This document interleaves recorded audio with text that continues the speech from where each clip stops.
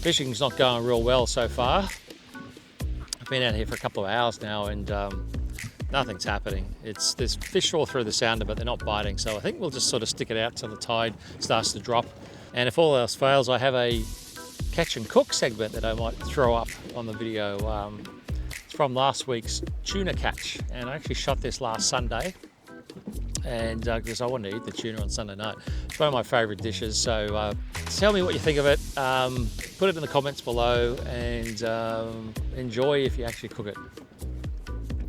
So I've had a few requests to do a catch and cook in my YouTube channel. So after catching a couple of tuna, I thought this is a good opportunity to give it a try.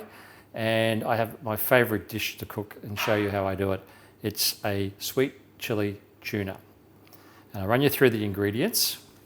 They are, I need to have a batter for my tuna. So I make that up out of 1 cup of plain flour, 1 cup of corn flour, 1 egg, and 1 cup of water. And then if it's still a bit thick, you can sort of mix a little bit more water in to suit. We'll do that in a second, because there's the egg. Obviously the main ingredient for the fish is the tuna itself, and I've got about 200 grams, 250 grams, depending on how many people you're feeding. Normally it's good to do it about 2 or 3 people at a time, because anything bigger, a little bit harder than a stir fry. So we are going to wok stir fry this at the end. So about 200, 250 grams of fresh long-tailed tuna, yellowfin tuna, any tuna, to tell you the truth. Okay, so as I said, the batter first, we're going to do that in a minute. The other ingredients that are really important for the actual sauce that we mix it in is we have sesame oil to cook the ingredients.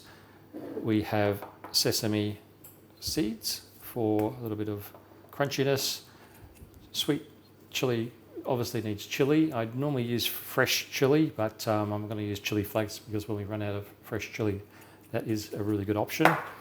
The other one is minced garlic. Again, fresh garlic is probably going to be a little bit better, but minced garlic will work just as well if you're not too fussy. So we're going to stir fry that up. I have some spring onions or shallots to garnish it on at the end when I put it all together, and we also use a little bit of coriander. If you like coriander like us, it's a really nice garnish at the end. Now, the sauce is made up of 2 main ingredients. The pure honey, or any honey to tell you the truth will work, the cheapest honey you can get. Some people will make up the sauce out of brown sugar.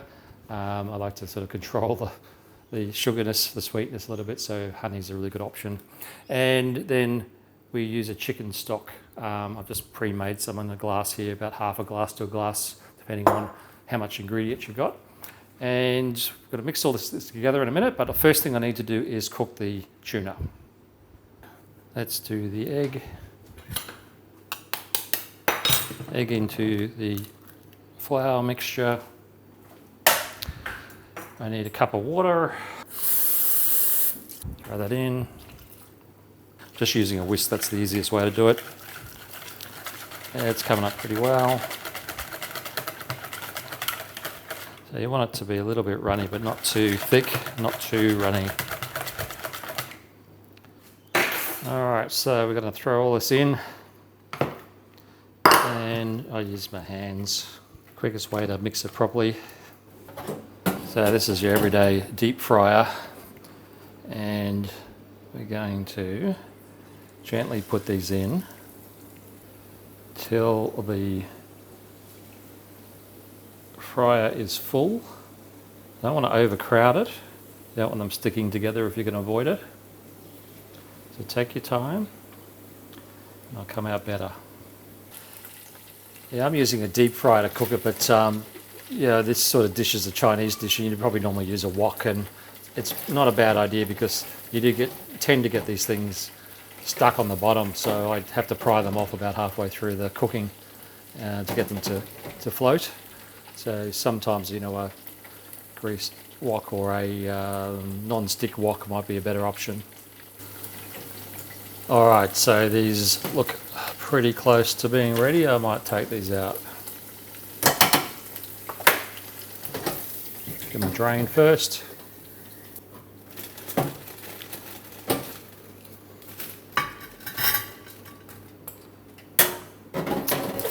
And ready for the next batch. So put the fish in the oven to keep it warm while we're cooking everything else. Let's put the foot on the gas here. So sesame oil in the wok, sesame seeds, minced garlic, give that a stir around. As it starts to brown, throw in the celery, give that a good stir fry. If it's not enough oil in there, add some more in to make sure that it cooks right through the celery. As the celery starts to get a bit softer, that's the time to add in the honey. Give that a stir fry around, add some chicken stock in to build up the liquid into a nice sauce. As the sauce starts to caramelize, it'll get a little bit thicker, and it's time to add the chili flakes. Now, I wouldn't put too much in at first, just put a little bit in now and we'll test it later. At this stage, make sure there's enough sauce there for the fish that you're putting in. Add the tuna. Make sure it doesn't break up at this stage, just try to put it carefully in. And when you start to stir fry it here again, just toss it carefully so it doesn't break the fish up. You want those nice chunks to be there. Test the chili, add a bit more if it's not spicy enough for your taste, and then in goes the spring onions. And there you have it.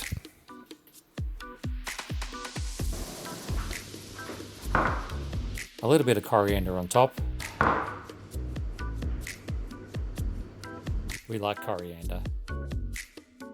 So that's it for the video for this week. I hope you enjoyed that one, and I'll catch you next time. Yum.